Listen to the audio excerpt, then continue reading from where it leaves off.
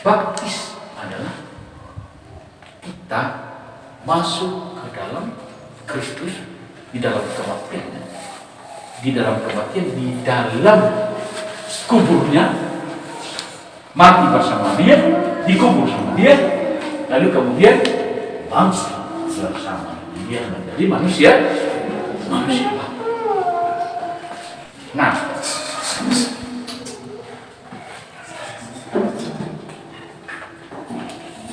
jadi saya ulang di awal bahwa baptisan di dalam Alkitab, baptisan anak ini tidak tercantum secara langsung, tidak ada secara eksplisit, tidak ada secara langsung, tidak ada bahwa kita dituntut untuk membaptis anak, tidak ada. Es gibt das nicht, tidak ada sama sekali. Anda bolak-balik Alkitab pun sampai mati pun Anda tidak akan pertemukan itu. Dan juga saya katakan awal tadi bahwa di dalam Alkitab tidak ada tercatat yang mengatakan bahwa Anda tidak boleh baptis anak. Nah kemudian, mengapa ada baptisan anak?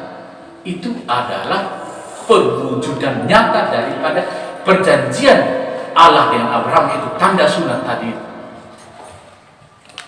bahwa laki-laki disunat pada umur yang 8 hari. Artinya mereka masih kecil, mereka belum tahu apa-apa, belum mengerti apa-apa, belum mengerti tentang pertobatan, belum mengerti tentang iman. Lalu ada berdasarkan iman siapakah mereka disunat? Berdasarkan iman orang tua. Berdasarkan imannya Abraham, anak-anaknya harus disunat. Yang umur 8 hari itu berdasarkan iman orang tua. Dan jikalau sunat itu dilakukan kepada anak-anak pada umur 8 hari di mana mereka belum mengerti tentang pertobatan, tentang iman itu dilakukan dan harus dilakukan, maka demikianlah baptis anak kecil ini juga boleh dan harus dilakukan. Amin. Ini yang diterima oleh Tuhan. Jangan sampai engkau tidak lakukan. Karena ketika engkau tidak lakukan itu, anak kecil itu tidak engkau beri tanda sebagai milik Allah, maka Allah bisa murka. Sebagaimana Allah murka mau membunuh Musa karena dia lalai menyunati anaknya yang masih kecil itu.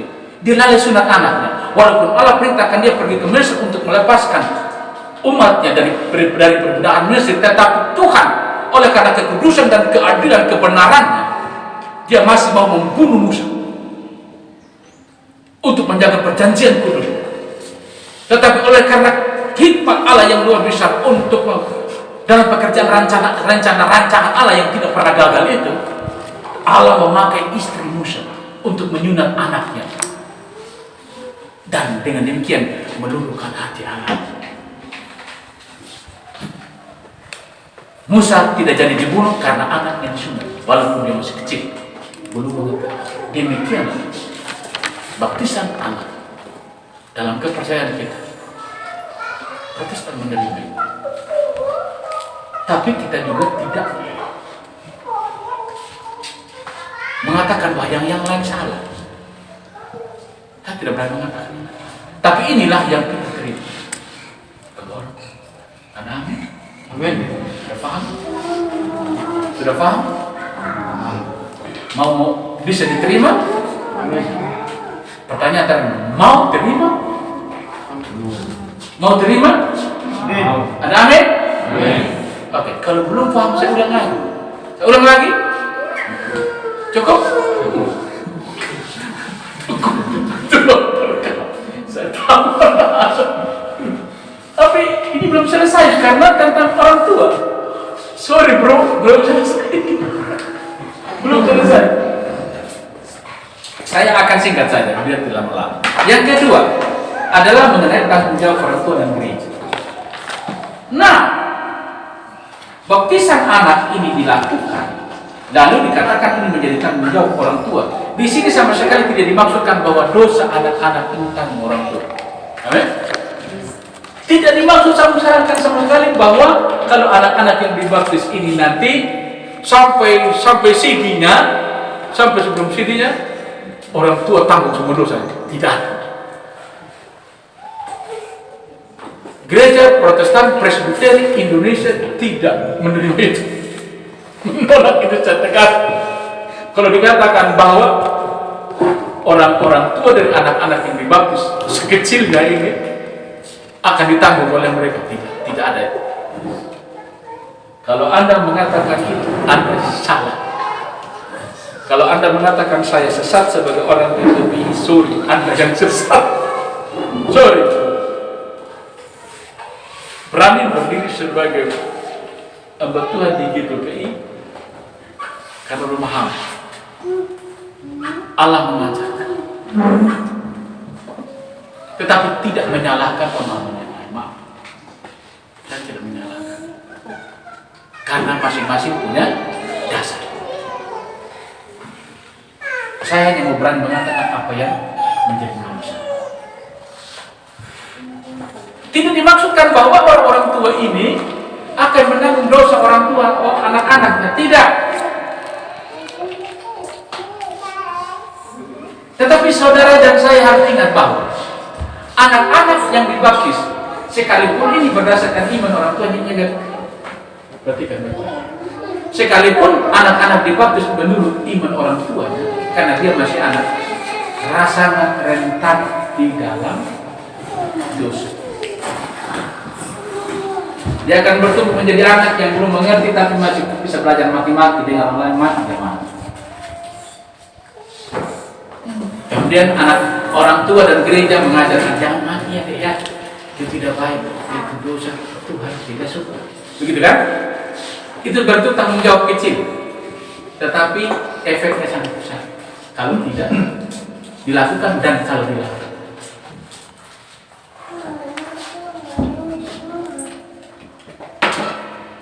Terus dalam rentang waktu sampai kepada saat dia mau di sini, akan begitu banyak hal yang akan dilaluinya. Seperti saya dan saudara pernah melewati masa remaja dan masa muda.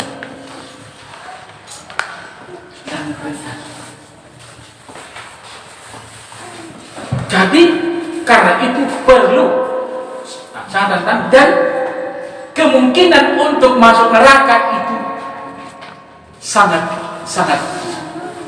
besar. Kemungkinan untuk mereka menolak Yesus itu sangat besar.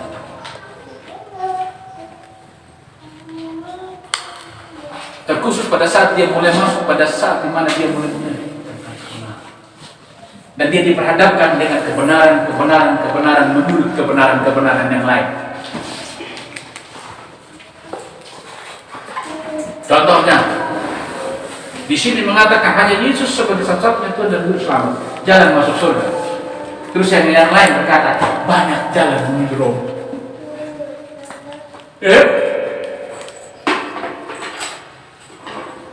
Anda karena berpikir banyak jalan menuju Roma, karena belum betul-betul kuat pengetahuannya, pengenalan akan Kristus, bisa saja itu sangat-sangat mungkin. Mungkin karena cinta, mungkin karena di dalam gereja tidak ada lagi yang apa, lalu dilirik oleh orang lain dari tempat yang lain. Karena banyak jalan menuju Roma, akhirnya dia menuju ke sana dengan harapan bahwa jalan itu juga pasti masuk surga. Padahal binasa.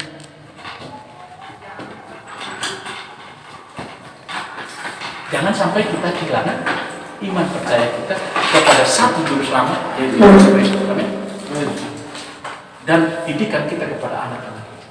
Gereja dan orang tua berjanji untuk mendidik anak-anak, ya, anak-anaknya sampai mereka membawa anak-anak ini kepada Kristus sebagai Allah Tuhan yang menyertai dan memberkati.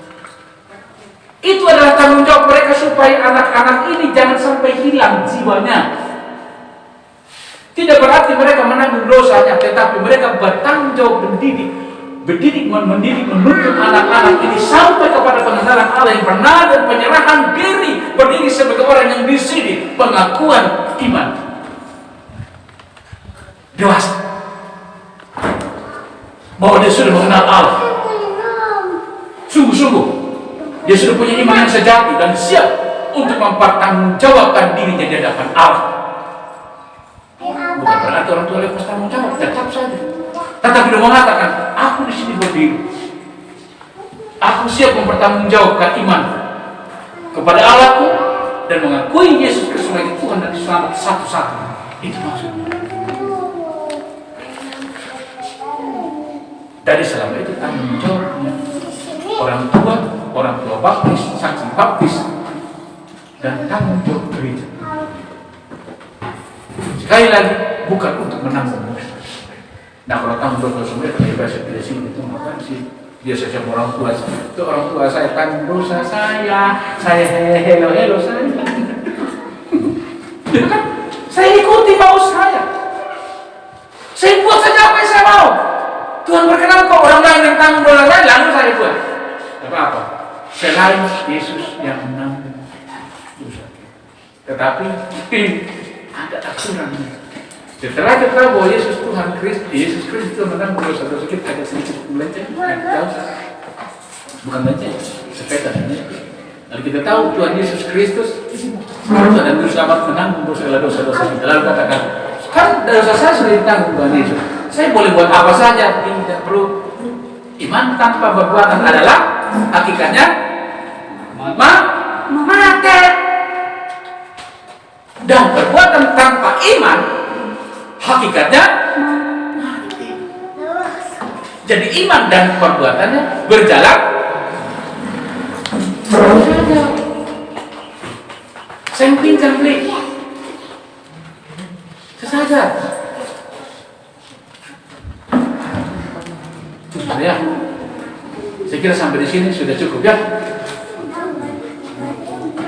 Ya, Tuhan memberkati. Mari kita berdoa. Bapak Surga, terima kasih untuk firman-Mu hari ini dan dalam firman-Mu yang memampu Tuhan lebih dalam tanpa kehendak, tanpa melalui baptisan. Dan pujilah Engkau kekasih. Bahkan kami mampukan kami untuk terus menyatakan kebenaran di segala aspek kehidupan kami untuk kemuliaan.